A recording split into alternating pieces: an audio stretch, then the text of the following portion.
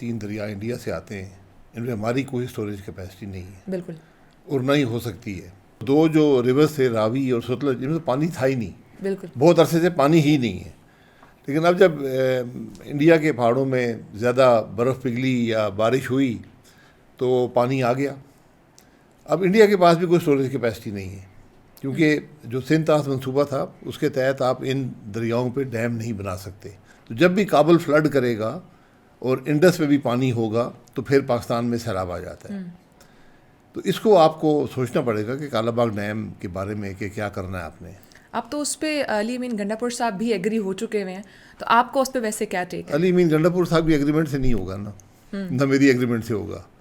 یہ 4 صوبوں کی بات ہے، اس کو CCI میں لے کر جانا پڑے گا، کیونکہ اب یہ پاکستان کی ضرورت بن گیا ہے۔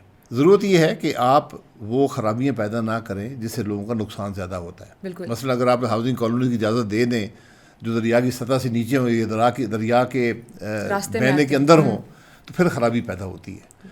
تو یہ اس وقت بڑی دیر ہو جاتی ہے، جب سیلاب آ جاتا ہے پھر آپ کچھ نہیں کر سکتے۔ یہ آج وقت ہے کہ ریویو کریں اپنے ان تمام معاملات کو کہ آپ کیا کر رہے ہیں۔ اب اگر آپ ترمیم کرنے جا رہے ہیں نا آئین میں تو عوام کے سامنے رکھیں۔ ترمیم ایک بڑی اہم چیز ہوتی ہے اور مستقل ہوتی ہے۔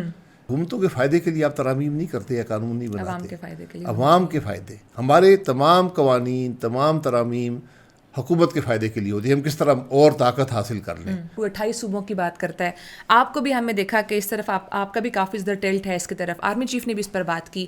آپ کو لگتا ہے کہ 12 یا 28 صوبے بنانے سے بہت سارے پرابلمز حل ہو جائیں گے؟ میں 34 یا 35 کے حق میں، 34 سے 35 کے حق میں، 35 جو انگریز نے ڈویژنز بنائے تھے پاکستان میں، مختلف یونٹس جو ڈویژنز ہیں، جو ڈویژنز بنائے تھے وہ بہت سوچ سمجھ کے بنائے تھے۔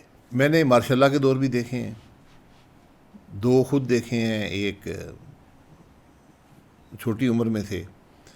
جو حالات آج ہیں ملک کے کبھی نہیں تھے ان بنیادی حقوق کے حوالے سے۔ آپ کے 3 کروڑ بچے اسکول سے باہر ہوں گے، آپ دنیا میں نمبر 1 فہرست پر ہوں گے جس کے لوگ ملک چھوڑ کر جا رہے ہیں، اس وقت دنیا میں پہلے نمبر پر ہیں۔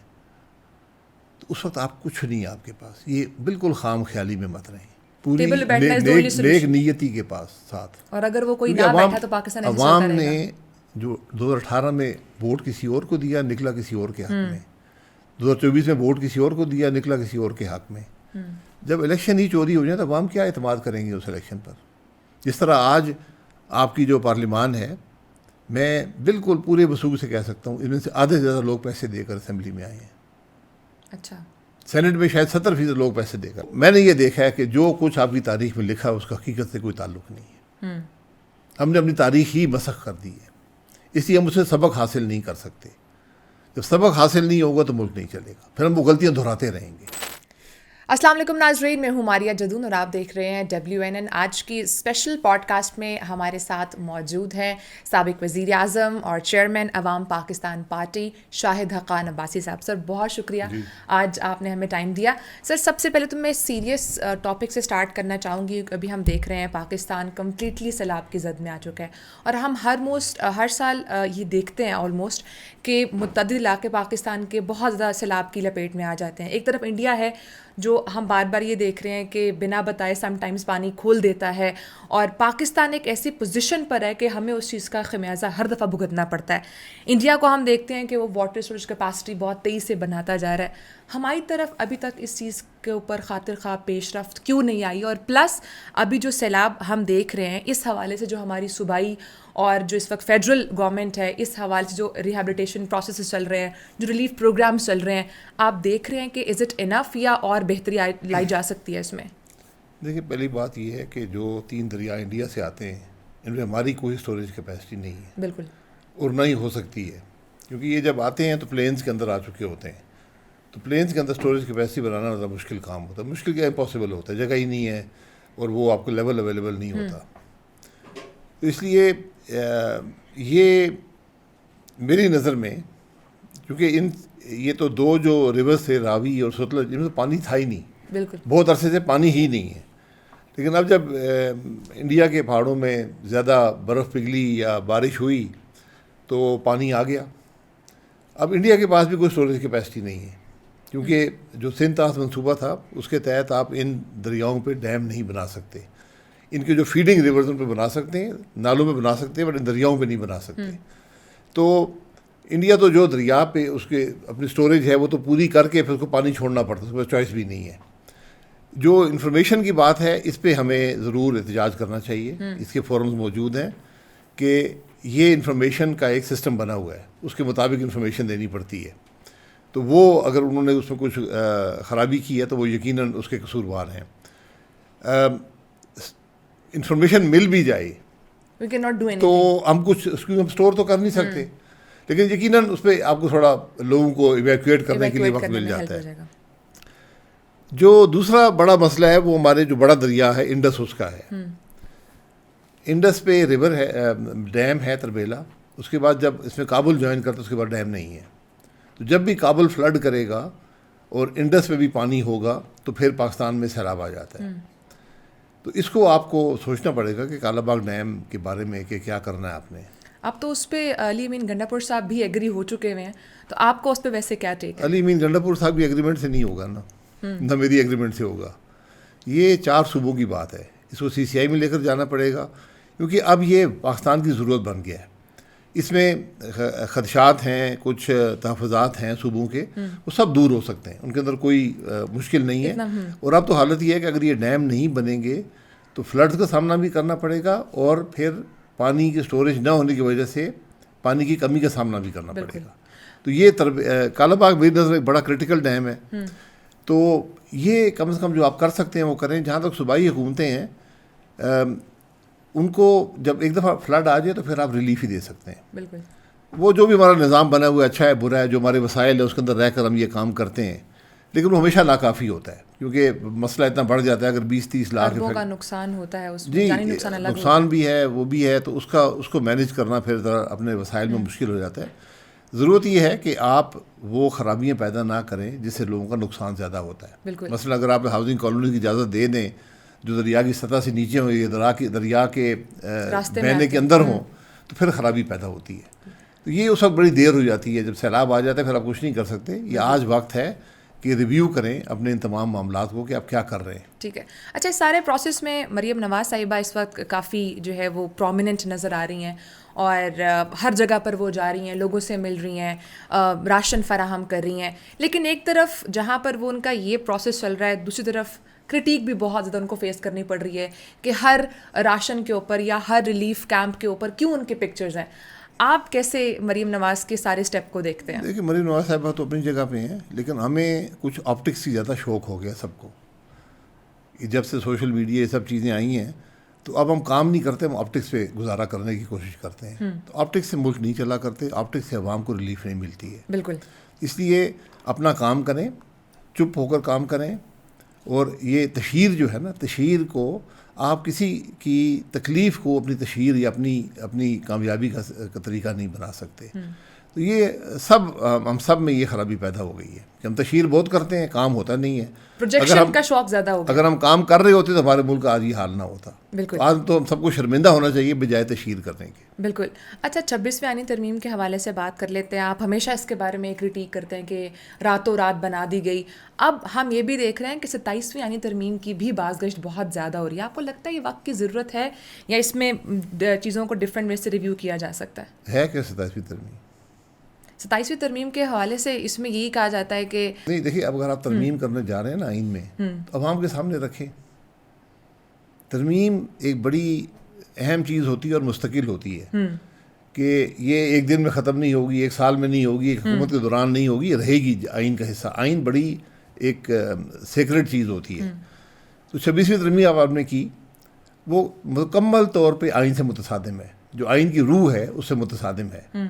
جب بھی آپ آئین کی ترمیم کرتے ہیں اس میں سب سے امپورٹنٹ جو پہلو ہوتا ہے وہ یہ دیکھا جاتا ہے کہ جن لوگوں نے آئین بنایا تھا, یعنی جس کو آئین کے فریمرز آف دی کانسٹیٹیوشن کہتے ہیں, ان کی سوچ کیا تھی یہ شک رکھتے ہوئے, اس کو پھر آپ اس کے مطابق پھر ترمیم ہوتی ہے. جو 26ویں ترمیم ہے اس نے جوڈیشری کے نظام کو تابع کر دیا ہے, پارلیمان کے اور ایگزیکٹو کے, حکومت کے تابع کر دیا ہے جوڈیشل نظام کو. تو جو وہ ایک چیک اینڈ بیلنس تھا وہ ختم ہو گیا ہے.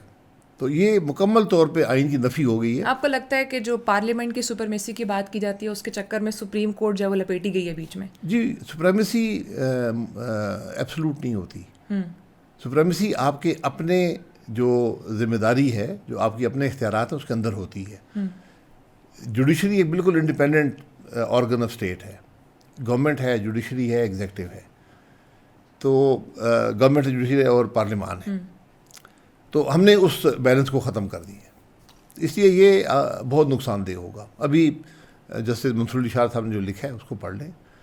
27ویں ترمیم, ہمارے ملک کی بدقسمتی یہ ہے کہ ہم ترامیم اور قانون وہ بناتے ہیں جس سے اقتدار میں ہونے والے اس وقت کے لوگوں کو سہولت مل جائے. تو ملک دوبارہ ریویو ہو سکتی ہے, اس کا مطلب ہے ریویو تو کسی وقت بھی ہو سکتی ہے, لیکن 2/3 کرنا ذرا مشکل ہوتا ہے. اس لیے یہ کام کرتے وقت ہمیں بہت سوچنا چاہیے. ہم نے ماضی میں بھی بہت مار کھائی ہے الٹی سیدھی ترامیم کر کے, اور آج بھی ہم ان ترامیم کے شکار ہو رہے ہیں. کیوں ضرورت پیش آئی ہے اس کی, آپ کو کیا لگتا ہے؟ اپنے فائدے کے لیے صرف, یا اور بھی کچھ اس سے بینیفٹس مل سکتے ہیں؟ میں نے کہا نا, یہ ہماری ہم سوچتے نہیں ہیں. کچھ لوگ یہ بات بھی کرتے ہیں کہ اسی سے بینیفٹ آگے اگر اس وقت جو اپوزیشن میں جماعت ہے اس کو بھی بینیفٹ ہو سکتا ہے جب کل کو وہ اقتدار میں آئے گی. تو نہیں, ان کو تو ہو سکے گا شاید, لیکن عوام کا کیا بنے گا جن سے آپ نے انصاف کا حق لے لیا؟ نقصان تو عوام کا ہے نا. یہ حکومت, میں یہی کہہ رہا ہوں کہ حکومتوں کے فائدے کے لیے آپ ترامیم نہیں کرتے یا قانون نہیں بناتے. عوام کے فائدے کے لیے, عوام کے فائدے. ہمارے تمام قوانین, تمام ترامیم حکومت کے فائدے کے لیے ہوتی ہے. ہم کس طرح اور طاقت حاصل کر لیں. تو یہ طاقت صرف ایک ذات کے پاس ہے. ہم وہ تاریخ سبق بھی بھول جاتے ہیں. یہ طاقت کسی کو کچھ نہیں دیتی. بالکل ایسے ہی ہے. پولیٹیکل ریکنسلیشن کی بات آپ ہمیں دیکھا بار بار ریپیٹیڈلی کرتے ہیں. آپ کہتے ہیں ایک پیج پر آ کے بیٹھے, ایک ٹیبل پر آ کے بیٹھے ہیں, عدلیہ بھی, پولیٹیکل لوگ بھی. اس میں آپ ہمیشہ بات کرتے ہیں حکومتیں بھی اور اپوزیشن بھی آ کر بیٹھ کر بات کریں, میڈیا بھی آ کر بات کرے, اب سب ایک پیج پر, عدلیہ بھی آ کے اس پیج پر بات کرے.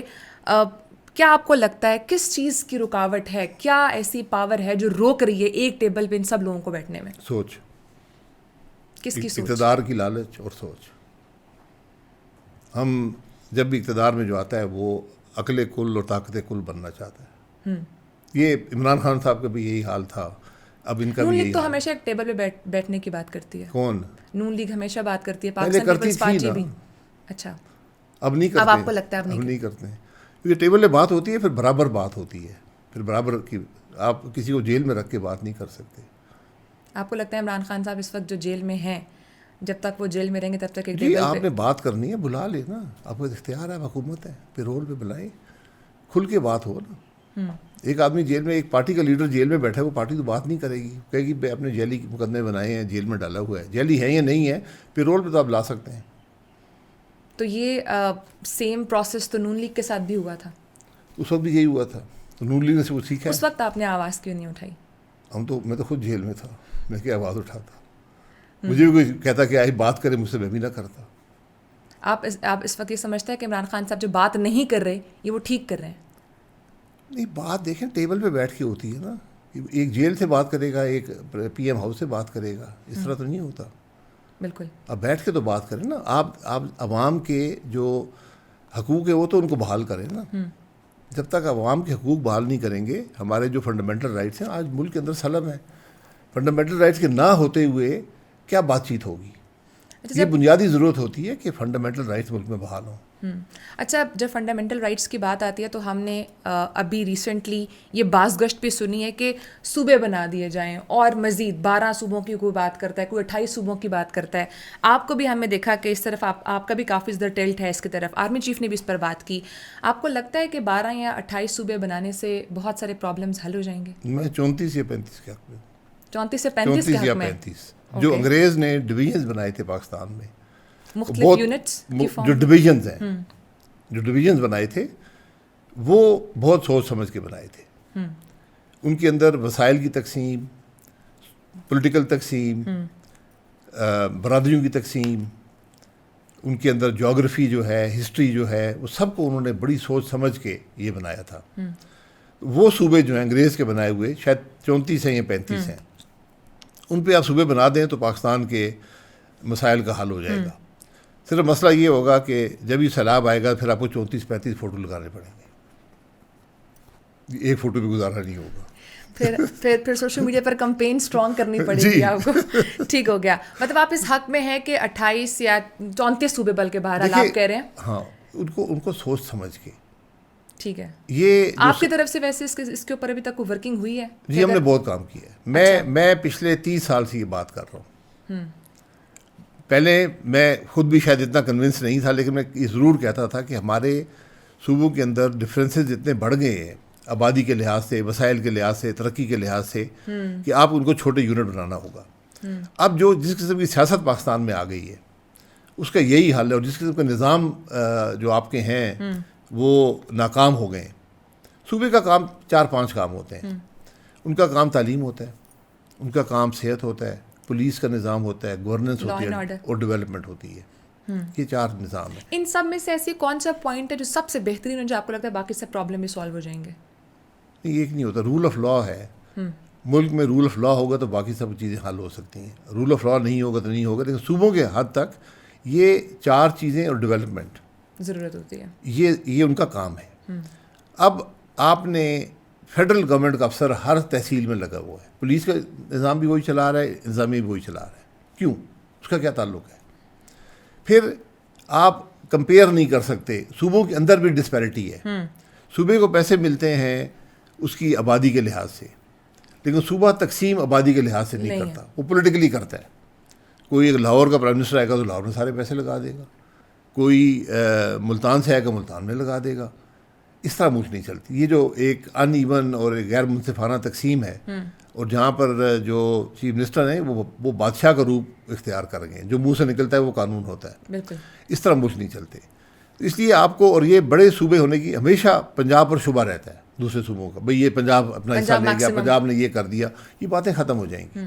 پھر پولیٹیکلی بھی آج پنجاب گورنمنٹ کو کچھ ہو جائے, سندھ گورنمنٹ کو ہو جائے, کے پی کو ہو جائے, پورا پاکستان ہل جاتا ہے.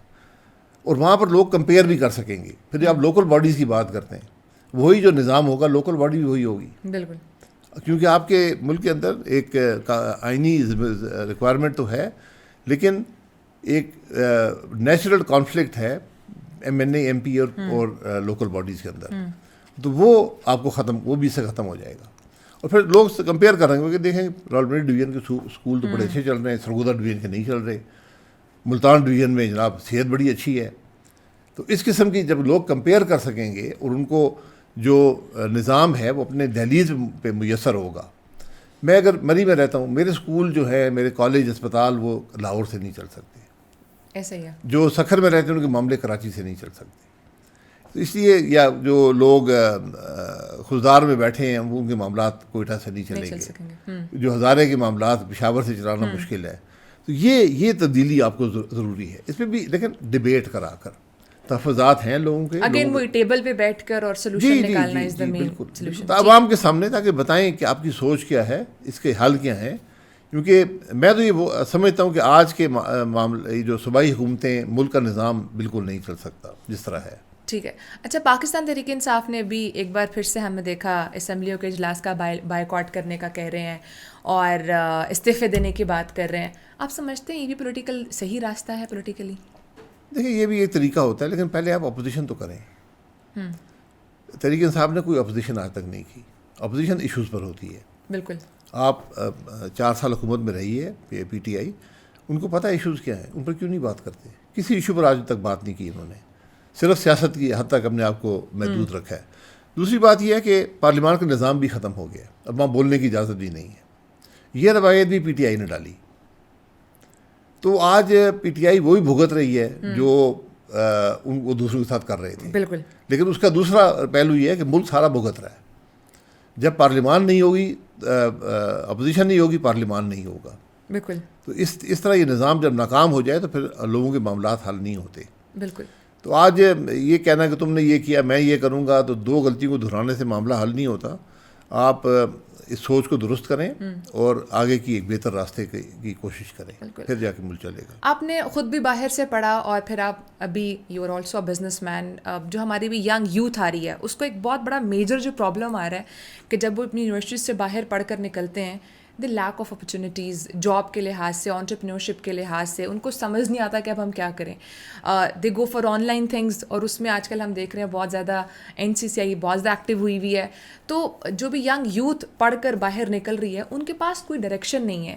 آپ اور آپ کی پارٹی اس حوالے سے کچھ تجاویز لے کر آ رہی ہے, یا کچھ آپ سمجھتے ہیں کہ اس طرح کے کام کیے جانے چاہیے ہیں یوتھ کے لیے, اسپیشل جس وقت گورنمنٹ ہے ان کی طرف سے, تاکہ جو ریزروز ہیں وہ بڑھائے جا سکیں, فارن ڈائریکٹ انویسٹمنٹ بڑھائی جا سکے, اپرچونیٹیز کریٹ کی جا سکے, اسپیشل جو بزنس ہے وہ ایک پروان چڑھ سکے. آپ کا اس حوالے سے کیا کہنا ہے؟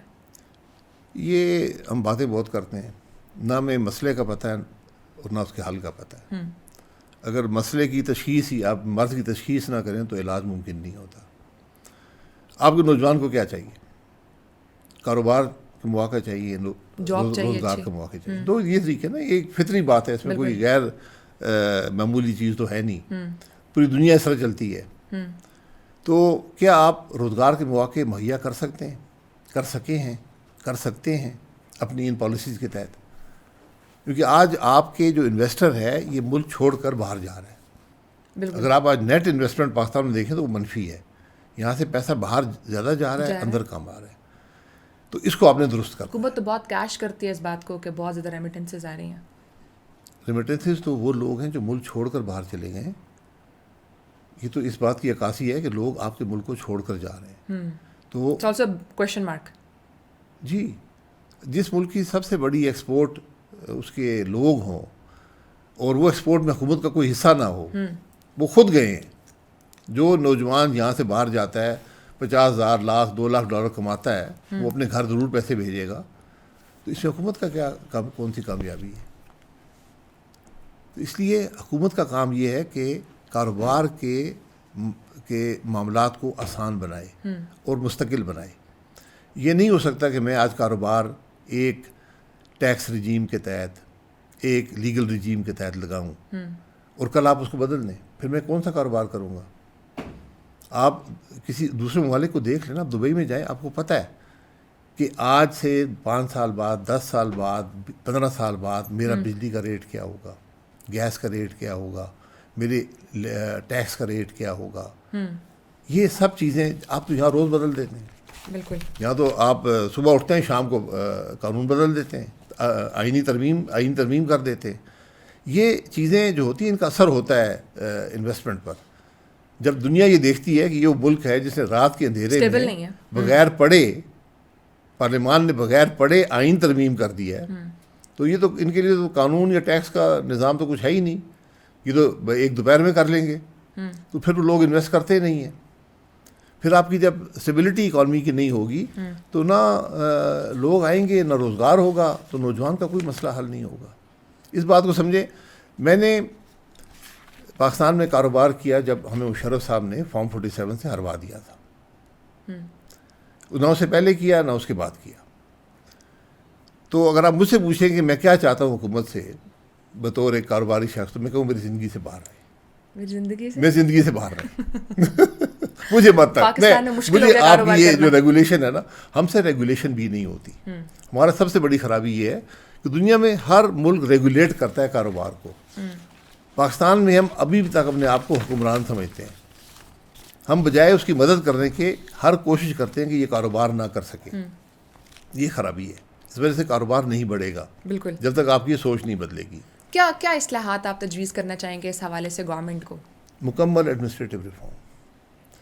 گورنمنٹ کا سائز زیادہ کریں اور مکمل طور پہ جو لوگ ہیں حکومت میں کام کرتے ہیں, آج جو آپ کے لوگ ہیں جو حکومت چلا رہے ہیں, حکومت کا نظام فیڈرل گورنمنٹ کا سیکرٹری چلاتا ہے جو سینئر 21 سے 22 گریڈ کا افسر ہوتا ہے. پاکستان میں تمام سیکرٹریز آپ جا کے دیکھ لیں, آج شاید 1-2 ایکسیپشنز ہوں, وہ پوری زندگی صوبے میں رہے ہیں, کبھی وفاق میں آئے نہیں ہیں. وہ سیکرٹری بن کے یہاں پر آتے ہیں. کیسے آئیڈیا؟ صوبے کا کام ہوتا ہے پیسے خرچ کرنا, وفاق میں کام ہوتا ہے پالیسی بنانا اور پیسے کمانا. یہ ان کو کوئی آئیڈیا نہیں ہوتا. تو پھر وہ آ کے کیا نظام چلائیں گے؟ اس لیے آپ کو ایک اسپیشلائزڈ بیوروکریسی بنانی پڑے گی فیڈرل گورنمنٹ کی, جو آج کے معاملات سمجھتی ہو. 90 کے عشرے کے بعد اس سے پہلے معاملات انتظامی ہوتے تھے. اس کو جو آپ کی انتظامیہ بیس بیوروکریسی تھی, وہ لائق لوگ ہوتے ہیں, بڑے سلیکشن پروسیس سے آتے ہیں, وہ اس کو معاملے کو چلا لیتے تھے. 90 کے بعد بتدریج ہماری اور دنیا کی اکانومی جو ہے وہ مارکیٹ بیسڈ ہو گئی ہے. تو مارکیٹ بیس کو وہ آدمی جو کبھی اس چیز کو میں کام نہ کیا وہ نہیں سمجھ سکتا. تو ہماری بھی یہی کیفیت ہے. ہم آج بھی, آپ یقین کریں, میں نے پوری زندگی میں صرف 4 سال 2 مہینے وزیر کے طور پہ کام کیا ہے اور 10 مہینے میں وزیر اعظم رہا ہوں. میں نے اور کوئی سرکاری عہدہ میں نہیں رہا. ہماری ساری حکومت اس شخص کو جو اس ملک میں انویسٹ کرتا ہے, وہ جب انویسٹ کرتا ہے تو پیسے بنانے کے لیے کرتا ہے, وہ آپ کی محبت پہ نہیں کرتا. تو جب وہ پیسے بنانے کے لیے کرتے ہیں, جو پیسے بناتا ہے اور ٹیکس بھی ادا کرتا ہے, آپ اس کو چور کہتے ہیں اور سمجھتے ہیں. اوپنلی جو لوگ اس ملک میں بزنس کرتے ہیں ان کو چور سمجھا جاتا ہے. یہ جب رویہ ہوگا بیوروکریسی کا اور حکومت کا تو پھر ملک نہیں چلتا. بالکل. اچھا, تو ملک چلنے کی بات کرتے ہیں تو ہمارا سب سے امپورٹنٹ جو پارٹ ہے وہ سی پیک کے حوالے سے بہت اہم رول پلے کرتا ہے. اس حوالے سے چائنیز کو بہت زیادہ سیکورٹی کے خدشات ہیں, جس کی وجہ سے وہ یہاں پہ کام نہیں کر پاتے آ کر, اور یہ سی پیک کا جو کہیں نہ کہیں رکا ہے وہیں پہ اسٹاپ لگا ہوا ہے. اور ابھی پھر چائنیز کی گورنمنٹ نے پھر اس چیز کے اوپر کویشچن اٹھایا کہ ہمیں اس سے سیکورٹی نہیں مل پا رہی ہے. خاص کر عمران خان صاحب کی گورنمنٹ میں ہم اس سے کام نہیں کر پائے. آپ کا اس پر کیا ٹیک ہے, کس طرح سے اس سیکورٹی چیلنج کو جو ہے وہ قابو کیا جا سکتا ہے؟ سیکورٹی یقیناً ہے, لیکن اس سے زیادہ جو خدشات ہیں وہ اسٹیبلٹی آف پالیسی کے. ٹھیک. چائنیز کی پاکستان کی تاریخ کی سب سے بڑی انویسٹمنٹ ہے سی پیک. بالکل. ہم نے ان کو بھی چور کہا حکومت کی سطح پر. تو پھر آپ کون انویسٹ کرے گا پاکستان میں, کیوں انویسٹ کرے گا؟ جس ملک نے $50 ارب کی انویسٹمنٹ یہاں پر آپ کو وعدہ کیا اور اس سے آگے بھی جانے کا وعدہ کیا, بالکل, اور آپ نے اس کو رد کر دیا, پھر کیا ایکسپیکٹیشن ہے آپ کی؟ ہم سے کوئی یہ پوچھے کہ میں آپ کے ملک میں انویسٹ کرنا چاہتا ہوں, آپ یہ بتانے کے قابل نہیں ہیں کس چیز میں انویسٹ کریں. ہم کسی کو ایئرپورٹ دکھاتے ہیں, کسی کو پی آئی اے دکھاتے ہیں, کسی کو گوادر پورٹ دکھاتے ہیں. تو ہماری جو کیپیسٹی ہی نہیں ہے, ہماری جو, میں یہی کہہ رہا تھا کہ جو ہمارے لوگ ملک چلا رہے ہیں, جو بیوروکریسی ہے, they don't know what to do. ان کو پتہ ہی نہیں ہے. خواجہ آصف صاحب بھی ان پر آج کل بہت تنقید کر رہے ہیں ہمارے بیوروکریٹس کے اوپر. دیکھیے, تنقید کی بات نہیں ہے, نظام کو بدلنے کی بات ہے نا. خواجہ صاحب آج خود سجیسٹ کر رہے ہیں اپنی حکومت کو کہ ایک جماعت میں ہیں جس کی حکومت ہے, ان کو نظام بدلنے کی ضرورت ہے. ان لوگوں کا قصور نہیں ہے, انہوں نے سیکھا یہ ہے. جو آپ کی بیوروکریسی ہے ان کو سکھایا ہی یہ گیا تھا. یہ وہی نظام ہے جو انگریز چھوڑ کے گیا تھا, اسی پہ ہماری حکومت آج تک چل رہی ہے. اب دنیا بدل گئی ہے بدقسمتی سے ہمارے لیے, تو آپ کو اپنے نظام کو بدلنا ہوگا. ٹھیک ہے. اچھا, پولیٹیکل قدغن کی بات ہم بہت زیادہ کرتے ہیں کہ پاکستان کے اندر جو ہے نا آزادی اظہار رائے نہیں ہے. ابھی آپ نے اپنی کانورسیشن میں بھی کہا کہ اسمبلی کے اندر جو ہے نا بولنے کی اجازت نہیں دی جاتی ہے, جو کہ اس کا آپ نے قصوروار بھی پاکستان تحریک انصاف کو ٹھہرایا. آپ کیا سمجھتے ہیں یہ سب جو سچویشن چل رہی ہے, کیا اس کا حل ہوگا؟ کس طرح سے لوگوں کو بولنے کی اجازت دی جائے گی جو زبان بندی کی جاتی ہے؟ قصوروار میں کسی کو نہیں ٹھہرا رہا, ہم قصوروار ڈھونڈتے رہتے ہیں. قصور سب کا ہے, جو ماضی میں تھے اور جو آج ہے, سب کا قصور ہے. آپ آج, میں نے ماشاء اللہ کے دور بھی دیکھے ہیں, 2 خود دیکھے ہیں, ایک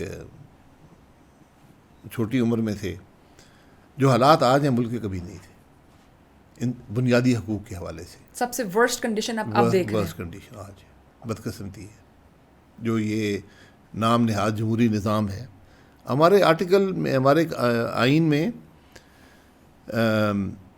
پہلا چیپٹر جو ہے وہ فنڈامنٹل رائٹس ہیں, اس کو آپ پڑھ لیں. یہ تقریباً میرا خیال ہے 21 آرٹیکلز ہیں, ان کو پڑھ لیں.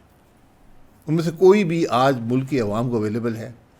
یہ وہ معاہدہ ہوتا ہے ریاست کا اور شہری کا, جو فنڈامنٹل رائٹس ہوتے ہیں. عوام کو بیسک رائٹس میں اتنا الجھا دیا گیا کہ they don't know their fundamental rights. نہیں جی, فنڈامنٹل رائٹ ہر آدمی جانتا ہے. میرا رائٹ ہے of association, right of assembly ہے, رائٹ آف اسپیچ ہے. یہ ہم لوگ اتنا آپ بے خبر 2 لفظ بولنے پہ تو اٹھا لیا جاتا جی. 2 لفظ بولنے پہ جب تو اٹھا لیا میں جاتا. جا کے ووٹ ڈالوں گا اور ووٹ کسی اور کے حق میں نکلے گا تو آپ نے سارا نظام ختم کر دیا. یہ چیزیں جب تک ہم سمجھیں گے نہیں, سیکھیں گے نہیں, تو پھر ملک چلانا تو مشکل ہو جائے گا. یہ سب چیزیں, معیشت, نوجوان کے معاملات, یہ سب اس سے لنکڈ ہوتے ہیں.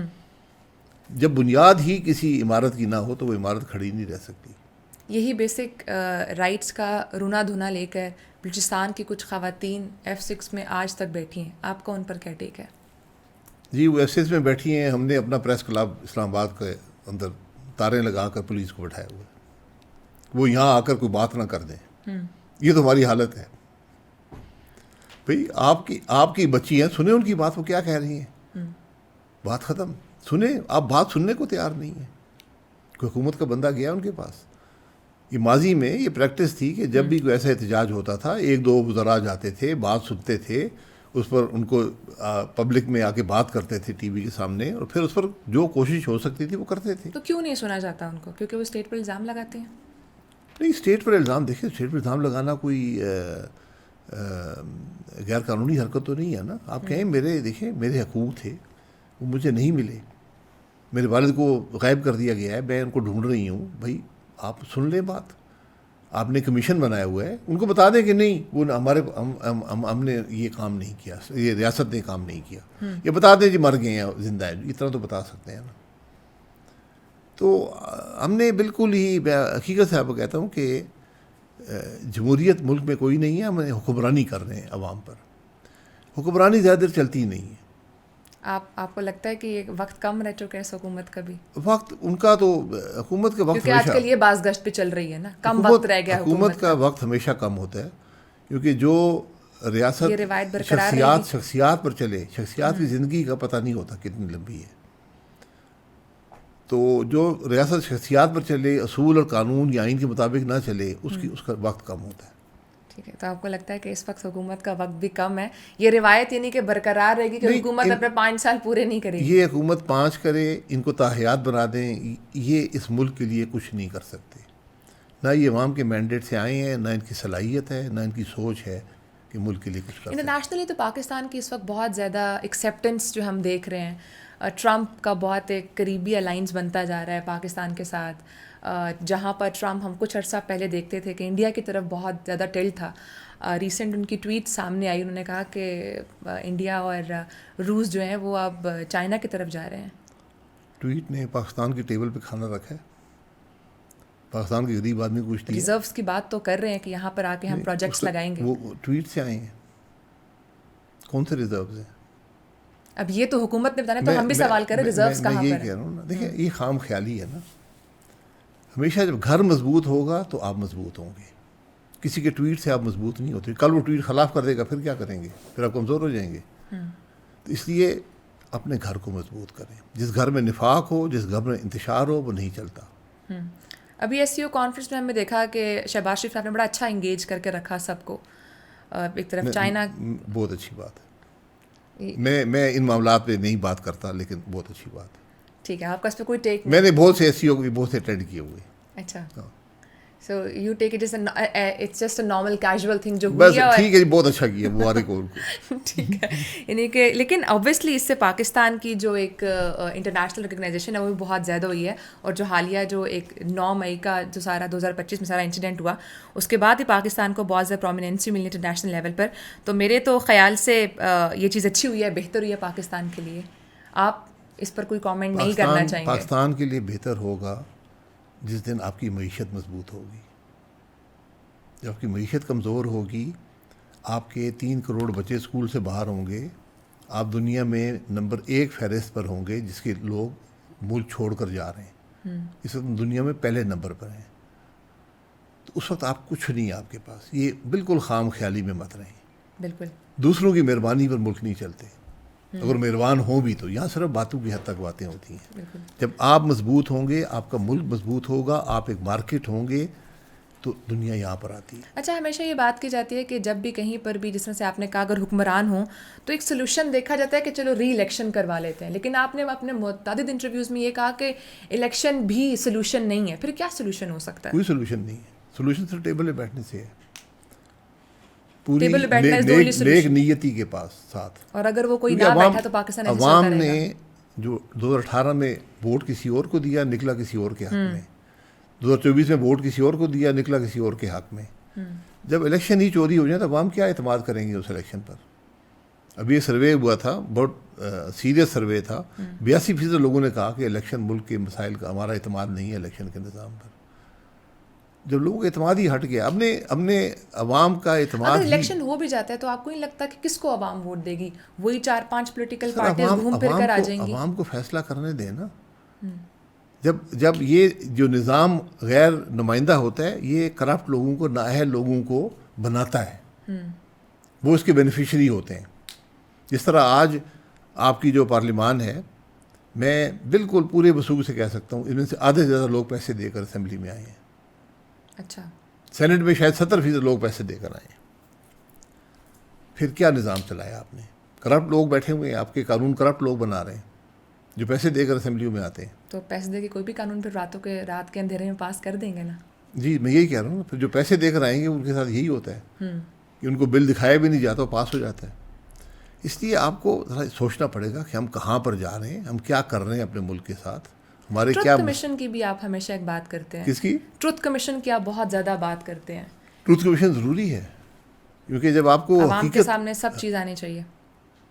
سر میں نہیں کہہ رہا کہ آپ کی حکومت ٹروتھ کمیشن بنائی. حکومت کے پاس ایک قانون ہے, اس کے تحت ایک ٹروتھ کمیشن بنتا ہے. ٹروتھ کمیشن یہ ہوتا ہے کہ ایک مسئلہ ہے, مثلاً یہ آئینی ترمیم ہے 26ویں, اس پر جو آدمی ڈائریکٹلی اس کے بارے میں جانتا ہے اگر اپنی رائے دے دے گا کہ میں نے یہ دیکھا, یہ ہوا آئینی ترمیم میں 9 مئی کو یہ ہوا. پاکستان کے اتنے مسئلے ہیں کہ وہ ختم ہی نہیں ہوتے, فلانے دن یہ ہوا, فلانے ایشو میں یہ ہوا, وہ ڈاکیومنٹ ہو جاتا ہے. تو کم از کم عوام پڑھ کر خود اخذ کر سکتے ہیں کہ ملک میں ہوتا کیا رہا ہے. میں آپ کو جو میرا تجربہ ہے, مجھے پوری زندگی ہوگی ہے سیاست میں, حالانکہ ہم سیاسی گھرانہ نہیں ہیں, تو میں نے یہ دیکھا ہے کہ جو کچھ آپ کی تاریخ میں لکھا ہے اس کا حقیقت سے کوئی تعلق نہیں ہے. ہم نے اپنی تاریخ ہی مسخ کر دی ہے, اس لیے ہم اسے سبق حاصل نہیں کر سکتے. جب سبق حاصل نہیں ہوگا تو ملک نہیں چلے گا, پھر ہم وہ غلطیاں دہراتے رہیں گے. ہم نے ایک الیکشن چوری کیا, ملک نہیں چلا, ہم نے دوسرا الیکشن بھی چوری کر لیا. ہم نے وہ سبق دیکھا نہیں کہ اس کا کیا سبق ہے. جو ڈاکیومنٹڈ ٹروتھ عوام کے سامنے آئے گا, کیا وہ واقعی سچا ہوگا؟ سر عوام اخذ کر لیں گے نا. ٹروتھ کا آپ کا ورژن اور ہوگا, میرا اور ہوگا, ان کا اور ہوگا, وہ سب لکھ دیا جائے گا کہ میڈم یہ کہہ رہی ہیں اس ایشو کے بارے میں, یہ ان کو یہ علم تھا, یہ انہوں نے کہہ دیا, میرا یہ علم تھا, میں نے کہہ دیا. ہر حقیقت کے بہت سے رخ ہوتے ہیں, میں کس رخ سے تو وہ ڈاکیومنٹ کر دیں. آپ یہ نہیں کر سکتے کہ جس چیز کی حقیقت کچھ اور ہو لکھ کچھ اور دیں. تو اس لیے میں ہمیشہ کوٹ کرتا ہوں, ایک خیبر پختونخوا, ہمیں ہر حکومت کو کریکولم بنانے کا بڑا شوق ہوتا ہے, کیونکہ ہم حساب بھی ہم نے بنایا ہے, فزکس بھی ہم نے ساری ڈیولپ کی ہے, کیمسٹری بدل جاتی ہے نا ہر روز, فزکس کیمسٹری حساب, تو ہم کریکولم بناتے رہتے ہیں. تو میں نے کے پی کے ایک 7ویں یا 6ٹھی کلاس کا تھا, اس میں پاکستان مطالعہ پاکستان تھا, پاکستان کی تاریخ لکھی ہوئی تھی. مطالعہ پاکستان میں مریم نواز صاحبہ بھی ایڈ ہو گئی ہیں. جی وہ ہیں, سب کو ایڈ کر سکتے ہیں. تو اس پہ پورے مطالعہ پاکستان میں ایک لائن لکھی ہوئی تھی, محمد نواز شریف 90 سے 93 تک, 97 سے 99 تک, اور 2013 سے 2018 تک پاکستان کے وزیر اعظم رہے. بس یہ لکھا ہوا جو ابھی 3 دفعہ وزیر اعظم رہا ہو اور اس کے بارے میں اور کچھ نہیں لکھا. اس نے کوئی کام کیا نہیں کیا, کوئی اس نے اچھا آدمی تھا برا آدمی تھا, کیا اس کی سوچ تھی, نہیں, کچھ نہیں لکھا ہوا. آپ نے کبھی ان کے ساتھ رہتے ہوئے ان کو کنفرنٹ کیا اس بات پر؟ کس کو؟ نواز شریف صاحب کو. کس بات پر؟ اسی بات پر. یہ انہوں نے تو تاریخ نہیں لکھی تھی نا, تاریخ تو کے پی گورنمنٹ نے لکھی ہے. عمران خان صاحب پہ کئی صفحے تھے. سندھ گورنمنٹ میں تاریخ اور ہے, سندھ میں تاریخ اور ہے. وہاں پر بھٹو صاحب پہ 10 صفحے ہیں, بینظیر صاحب پہ 9 صفحے ہیں, زرداری صاحب پہ 8 صفحے ہیں. وہاں پہ تو شاید میرا لکھا ہوا بھی نہیں کہ نواز شریف بھی کوئی آدمی تھا یا نہیں. اب پنجاب کی تاریخ میں دیکھتا ہوں وہاں پر ڈفرینٹ ہوں. وہاں پہ پھر مریم نواز صاحبہ آ چکی ہیں, میں نے بتایا نا کہ آپ کو مریم نواز صاحبہ. جی بالکل, وہ بھی تاریخ کا حصہ بن گئی ہے, لیکن جو باقی بھی لوگ تاریخ میں رہے ہیں ان کے بارے میں لکھیں تو صحیح نا. ٹھیک ہے. کبھی آپ کی تاریخ یہ بتاتی ہے آپ کو 47 سے ملک آزاد ہوا, پہلا الیکشن 1970 میں آیا, 23 سال ہم کس نظام کے تحت ملک چلاتے رہے ہیں, بالکل کیوں الیکشن نہیں ہوئے. ہمارا پہلا آئین اس کے بھی 3 سال بعد آیا, 26 سال بعد پہلا آئین آیا, اور اس آئین کے 4 سال بعد جو پہلا الیکشن اس آئین کے تحت ہوا, وہ آئین بنانے والے نے ہی رگ کر لیا. بالکل. اچھا, تو یہ جب حقیقتیں لکھیں گے, حقیقت جب لکھیں گے تو عوام کے کو سامنے خود ہی آ جائے جی. گا. آج جو آپ کی 2/3 آبادی ہے, انہوں نے 97 کے بعد کہ اس سے پہلے کا ملک نہیں دیکھا ہوا, وہ سب 35 سال کی عمر سے کم ہے. بالکل. تو وہ جب پڑھتے ہیں, مطالعہ پاکستان ہر بچے کو پڑھایا جاتا ہے, تو جو کے پی کا بچہ اور تاریخ پڑھتا ہے, پنجاب میں اور پڑھتا ہے, اور ساری غلط ہے, ساری غلط ہے. جی. کلاش تو پھر پڑھیں گے نا. جی. اچھا, آپ کی پارٹی کب پاور شو دکھائے گی عوام کو؟ ہم پاور شو والی ہم وہ فوٹو چھپوا رہے ہیں ریلیف کے کام پہ. ٹھیک ہے. اچھا, تو پاور شو دیکھیں اس ملک میں ہوتا ہے جہاں سیاست ریکگنائز ہوں گے تو obviously الیکشن میں آئیں گے تو پھر لوگ الیکٹ کر پائیں گے. ہم عوام کے پاس جا رہے ہیں, اپنی پارٹی بنا رہے ہیں, ضلع کی سطح پہ, حلقے کی سطح پہ. ان چیزوں میں وقت لگتا ہے, لیکن آج ملک میں جمہوریت نہیں ہے, آج ملک میں کوئی سیاست نہیں ہے, یہ سب کچھ ختم ہو گیا. آپ کا یہ گلا بھی تھا کہ ریسنٹلی جو آپ نے جلسہ کرنے کی کوشش کی تو وہ پراپرلی نہیں کرنے دیا گیا آپ کو. وہ تو ہمیشہ ہوتا ہے, کوئی نئی بات نہیں ہے, میرا کوئی گلا نہیں تھا, میں نے صرف بتایا کہ یہ حالات ہیں ملک کے. ٹھیک ہے, بہت شکریہ, آپ نے بہت ڈیٹیل میں آج ہمیں ٹائم دیا. ناظرین, ہمارے ساتھ موجود تھے سابق وزیر اعظم شاہد حقان عباسی صاحب. ایونچولی شاہد حقان عباسی صاحب یہی کہتے ہیں کہ پوری جو اس وقت پاکستان کے جتنے تمام مسائل ہیں اس کا ایک ہی حل ہے, وہ ہے پولیٹیکل ریکنسلیشن. سب ایک ٹیبل پر آئیں, بیٹھیں, بات کریں اور سلوشن نکالیں. ناظرین, انشاءاللہ آپ سے اگلے پوڈ کاسٹ میں ملاقات کریں گے. اپنا بہت سارا خیال رکھیں. اللہ حافظ.